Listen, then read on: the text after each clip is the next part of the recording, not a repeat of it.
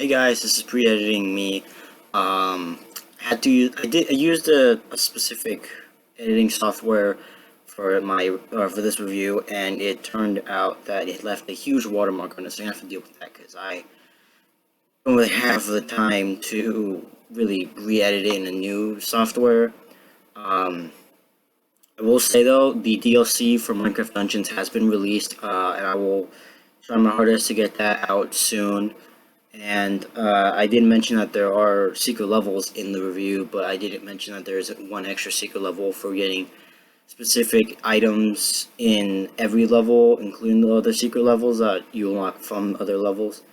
I have not unlocked that, but in my next review for the DLC, I will go over that once I have unlocked everything. So thank you guys for watching, and please enjoy the video.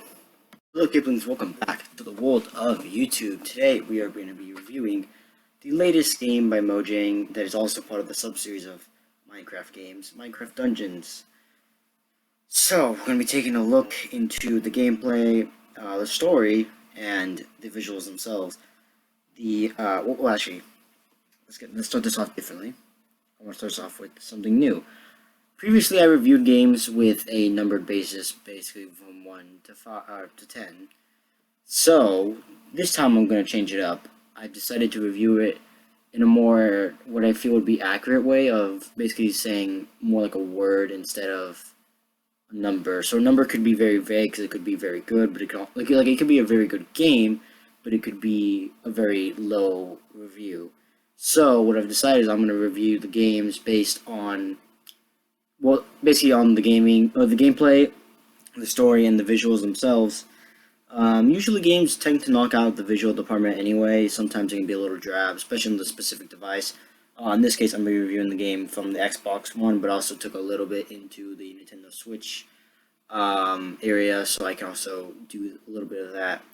So, to get us started, I'm going to review this on a word basis. And the word basis being, I could have it, the actual final review could be a one word describing the game that I think about it, or it could be a full sentence, maybe even a paragraph if I want it to be, of what I think the game is good at and struggles with, and you should keep those in consideration when thinking about buying this game. Or if playing it in general, if it's a free-to-play game, like Fortnite and Dauntless and all these other cool third-party free games that you can play. So, let's kick it off with the visuals. The visuals of Minecraft Dungeons are amazing. They look really good for a Minecraft game, and to actually show that off, I'm going to switch some footage here. It's hard to see because of the setup I have going on right now, but this is actually a game in the background, and I have gameplay running in the background in case what I'm trying to visually show does not work out very well. So, to start it off, the visuals look really good. The game looks it's pretty in Minecraft terms. I mean, obviously everything's blocky and everything's like pixelated textures, but when the game tries to show you the best of it, it looks really good, and is probably, to me, the best looking Minecraft game we had so far since actual Minecraft and Minecraft Story Mode, which Minecraft Story Mode 2 is actually a really good looking game. But I think Minecraft Dungeons knocks it out of the visual department completely from Minecraft Story Mode and normal Minecraft itself. Although I'm a very casual player of Minecraft, I prefer to play Minecraft with its classic textures instead of the newer textures, just because I grew up with that. So, visually the game is stunning and it works just fine, but there's a performance issue. So, for Xbox Ones, Xbox One S's, the game is locked at 30 frames and it tends to stutter pretty often. I will notice a bit of frame drop every now and then, and it does happen when usually there's a lot of enemies on screen or the area that you're in is very detailed. So you will notice that obviously even Xbox One X or PS4 Pro, the game is going to run at 60, still with some frame drops, but it's going to look a lot better than what it does on other consoles, even though to some people the content of the visuals may only look like they've been enhanced more than they should be. But other than that, the game is pretty solid when it comes to visual department. PS4 runs the same as Xbox One S and One in that regard. And so the PC aspect, obviously, if you're playing PC, you can customize your settings however you want. If you have a low-grade PC, you can play it with the lowest graphics as possible, maybe get it by with 30 FPS, maybe 20, if you want to play with that choppy frame rate. But if you have a very beefy PC, yikes, well, your game is going to be just fine. It's going to look beautiful. It's going to run at 60, maybe even 120 if you want it to. All depends on your setup. But you have no complaints in that regard. So, now that we have the visuals and, I guess, the performance out of the way, what is my opinion on the performance? Well, it is okay. It works fine for the game, and it obviously has dips here and there, and you can see them.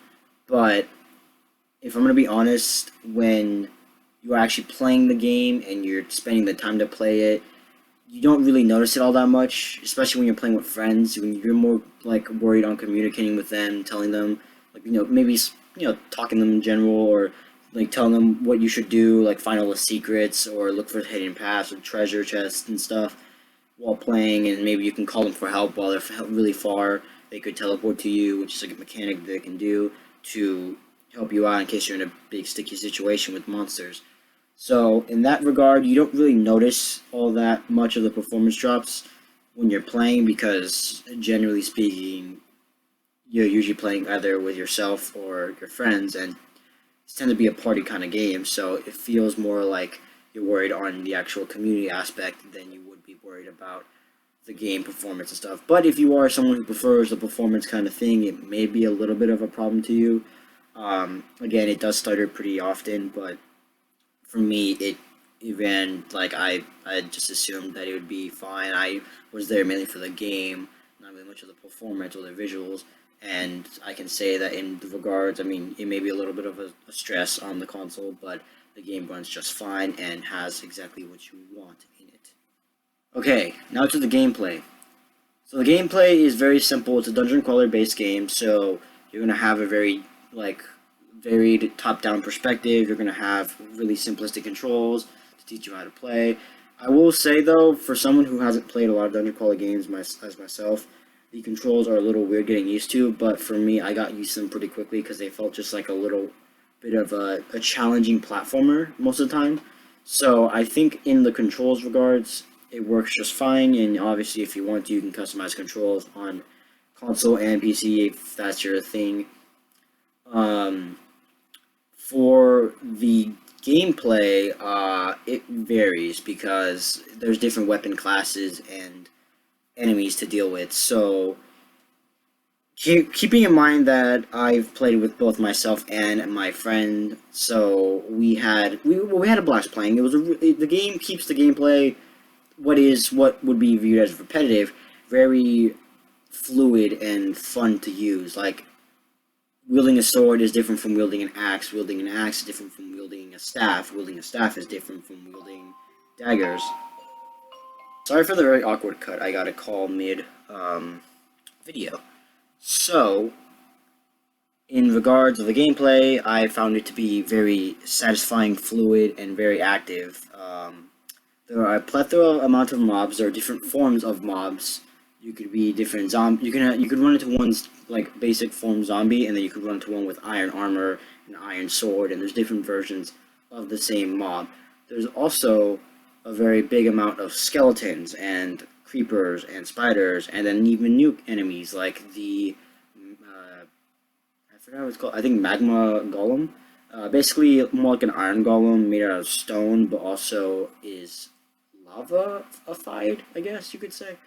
It's more like a boss-like enemy, but I think at some point you start to actually encounter him as a standard enemy, which, if you have gotten that far in the game, I have not fully completed it. I have gotten basically to the end of the game. I only took a day to play it. I played it for the whole day, pretty much, and I got all my impressions off one game session with me and my cousin, and then a little bit of me by myself, just to see if the game fared well by myself.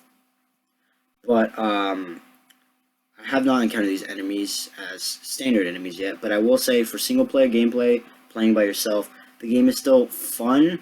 It's just not as fun as it would be playing with your friends, obviously, because now you have someone to interact with, not just yourself. There is only one thing that makes the game sorta like it makes it like sort of fair for people who are playing, but also like kind of unfair because some of these enemies, even with the weapons you get every now and then, they're really hard to deal with, and they can get really tough, and you could be dying, and you can never probably get close to finishing the level, but you can be grinding too to unlock levels. One thing that I feel like wasn't included because it makes sense is the ability to drop weapons and items. You cannot drop weapons and items in this game, no matter how many times you want to. There's no button to, so you cannot help your friends in case they're having a hard time to alleviate the pain or the grind and the struggle from that. But I can say that while a lot of my friends did say that they did not want, or they wanted that feature, I see why. Because some weapons can be extremely powerful later game, compared to early game, obviously, because early game you're getting weapons that are like doing only 5 to 16 damage, and then later game you get weapons that do in hundreds to almost thousands damage, depending on what difficulty you're playing, which there are multiple difficulties to play. They made it like that so you don't lose, or so there's no overpoweredness, so you can't go into a level that's insanely overpowered from your level and then beat the level like it was a piece of cake. They're trying to mitigate the overpoweredness of the game, so they're trying to keep it nice, equal, and perfect for everybody. And I will say, when there is a level, because the levels will tell you based on what level you are if you can play them or not, and some levels are restricted because of your power level. Ones that have you as equal level as your level, they are very, they're not challenging, but they feel very successful, if that's a way you could say. You go in expecting the enemies are going to dish a lot of pain, and you're going to be ready to dish a lot of pain back, and it's exactly what you get. You get a pretty good balanced fight where enemies are doing a pretty decent amount of damage to you, but you're also doing a pretty good amount of damage to them, so you feel like there's an equality on there. Sometimes when you do go back and play levels where you're completely overpowered there, you pretty much one-hit everything, which, and if you find that satisfying, you can do that, and it's a very satisfying feeling if I say so. I only played one level with like a lower difficulty than mine, and I decided to play just to grind to get some better equipment, and I did get some better equipment, which is good because equipment does scale to your level depending on when you get it. Luckily though, I believe getting equipment is pretty simple. You just, most of the time you kill enemies, but if you wander around and explore the environment enough, you will find hidden chests and other chests to give you items that could help you in your journey, like a bundle of arrows or a new piece of armor. On that regards, it's a very good game, gameplay wise. It seems to work just fine. There are a bit of issues that I've noticed, at least like minor issues, and some that are a lot bigger that I feel like are more of a need. First, I believe, was like like something that I thought would be nice but isn't really necessary. They believe to name pets. So, yeah, me and my friend constantly found these things called tasty bones. They're an item that allowed you to summon a wolf as a helper. So when we summoned wolves at the same time, we'd lose the track of which wolf is ours. So we wish there was a naming system so we can name our pets, so that it would be a lot easier for us to tell the difference between their wolf and our wolf. And maybe just like, when you buy the Heroes DLC, which is $30 if you choose to, you get a pet cosmetic chicken, and you don't get to name it. It doesn't do anything. It's just kind of there for the purpose of being there. But it's really adorable. So, if you want to use it, you can. I definitely did because I bought the DLC. I didn't buy it for the chicken. I bought it for the skins and the other DLC, which I will be reviewing later on when those come out. I'm going to review both of them at the same time, not separately. So I got a little off track there. That's never supposed to happen in a video, but it always does. So you get these pets and you can't name them, but you can get specific armor that allows you to summon pets as you wear the armor. Like I got an armor called Splunker's armor that gives you the ability to summon a bat while you're wearing the armor, and the bat never dies, but you can't name the bat. Luckily, I only got this armor, and my friend didn't, so we didn't actually have an issue with that. But it probably would be a bigger issue when you have four people playing together and they both have the same amount of pets with the same pet as their pets. So it can be very confusing because then they can't tell which pet is theirs. Even though there's like a slight little indentation by color of whose pet is whose, it's really hard to notice, especially with specific ground or terrain that you walk across. Some terrain, it's very hard to notice the color because it kind of almost blends in a little bit, like with the greens, the darker. Although the green is usually white around your around specific animals, but some greens in grass areas may become very bright white, and or not bright white, bright green, and then those will start to blend together. So that's one little issue I have based on the pets option, which is all optional. You don't need to have a pet to beat this game. You could beat it all by yourself if you wanted to. You can beat it all with your friends. You can beat it without pets. You can beat it with only pets, which is a surprising thing you can do. But gameplay-wise, the game is very good. It has a nice fluid combat system. Items, I think, are the only issue I think I have so far. Getting items, you get basic items throughout going through environments. You don't really find many unique items in the areas except for artifacts, which are cool little unique items you can get every time you finish a level. Sometimes you may get a repeat artifact, but usually it tends to be better than the artifact you already have. And sometimes you get completely broken artifacts, as I got one very early, surprisingly. From what I've heard, this artifact is extremely rare to get, and it's extremely strong. I got it on my first try on accident. I wasn't even trying to. I was just playing the game for fun, and then I ended up getting something that allows me to get into a big crowd of enemies, which usually would kind of sweep the floor with you a little bit, and just completely obliterate them with one button. It is a satisfying feeling though to do so, and it kind of mitigates the amount of friends you need. I went around basically using that ability when I was in a pickle with my friend, and instead he would be pretty far finding his own army, and I'm fighting another army, and immediately obliterate them. And I pretty much have no need to say, hey, can you come help me, or I'll come help you when I'm done with these guys, or the whole helping mechanic of friends in the game, because obviously this game was pretty much designed to be played with friends in mind, because I feel like this game is better to be played with friends instead of playing by yourself. But that's another issue, I think. Well, actually, more an item issue. There is random chance kind of items. So throughout the game, you will be salvaging items and open chests that give you a bunch of money. And as you go back to the basic camp, there's a blacksmith right by the mission select screen that basically makes new gear. So they can make new armor, new weapons, and new bows. I don't think I've ever gotten a single item from them. I think items and artifacts are all locked to missions themselves instead of gear you can unlock. But the random gear chance is the only way you can get special weapons most of the time. Usually it's where you get all the more rarer versions of the basic weapons you get from the main area. And my cousin, believe it or not, while we're playing, he was getting so many more better weapons than I was. It kind of felt a little bad. I don't think the way they handled that was good, because it felt like he was getting everything that I needed for my level, and I was getting everything he needed for his level. It probably could have been a bug. I really doubt it, because it felt natural at the same time, but it also felt like something was wrong with the game, because it seemed like he had far too much luck in his case, which it could just be him, it could just be me.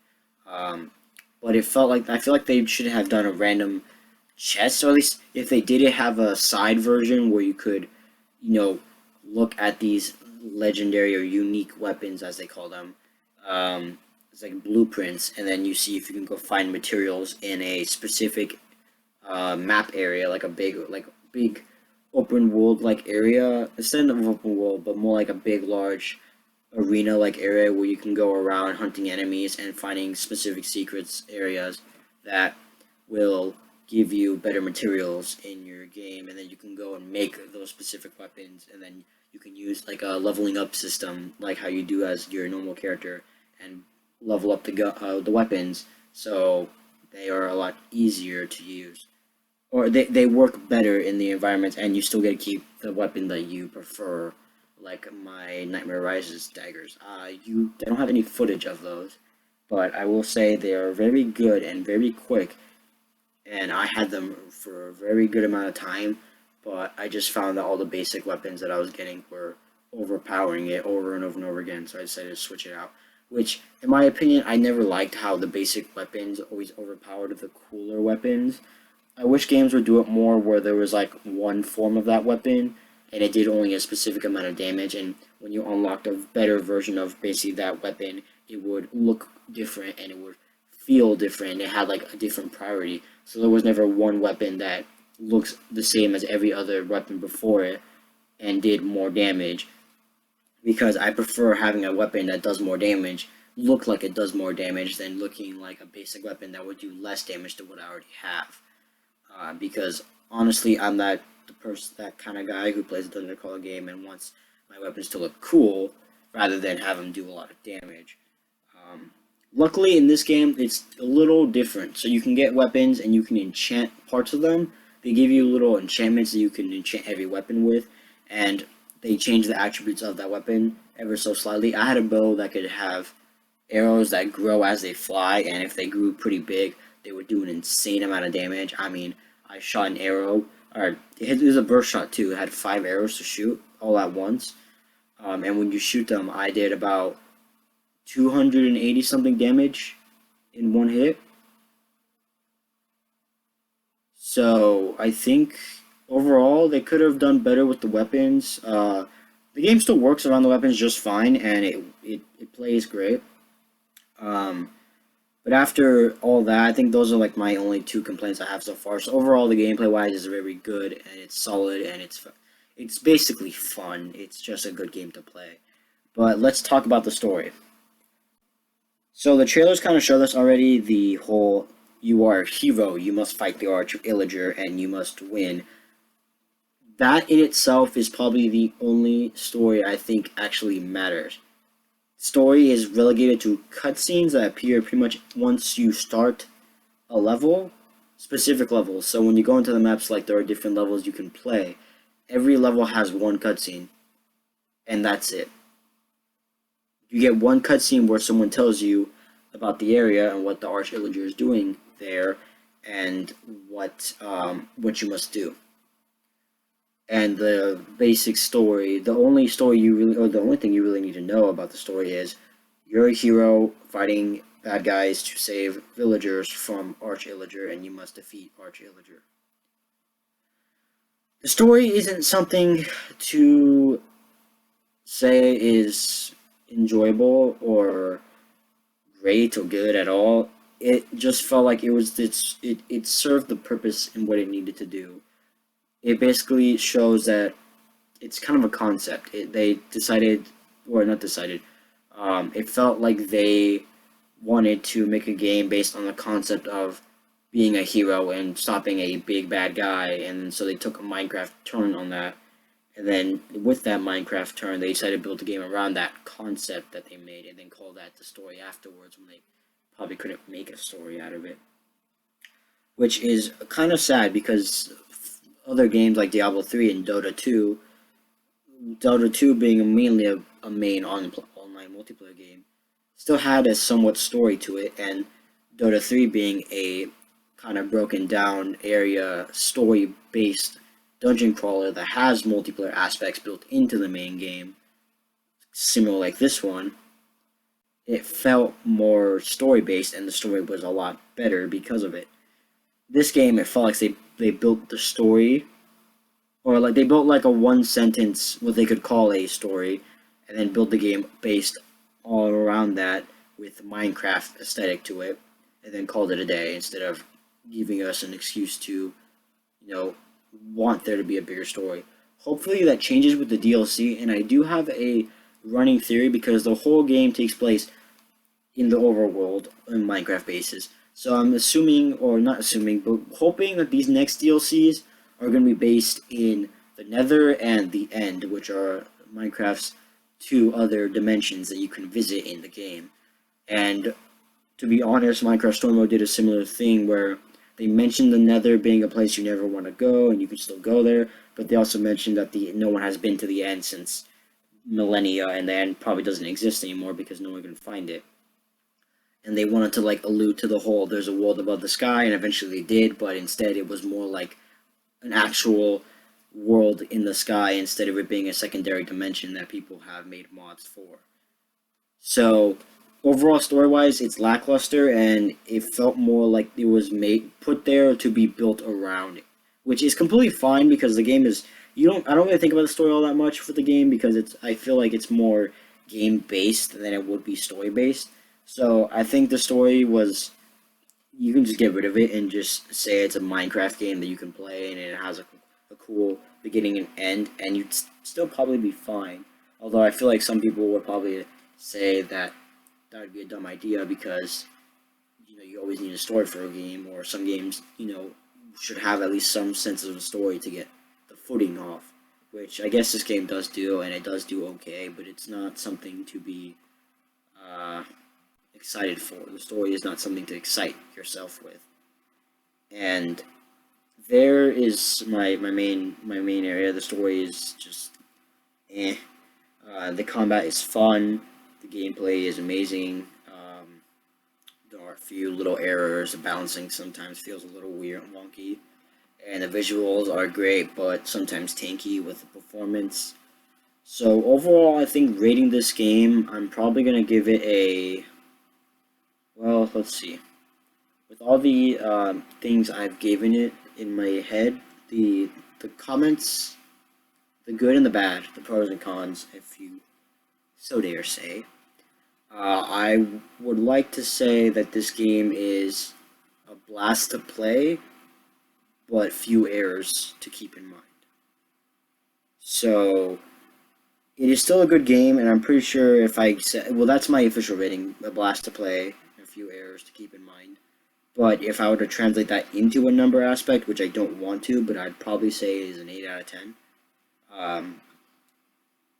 But I'm going to say that my overall review, I'm going to try to put it in text right here in post-processing, is blast to play, but a few problems too. So, thank you guys so much for watching. I will see you all in the next video, and please like, comment, and subscribe. Peace out.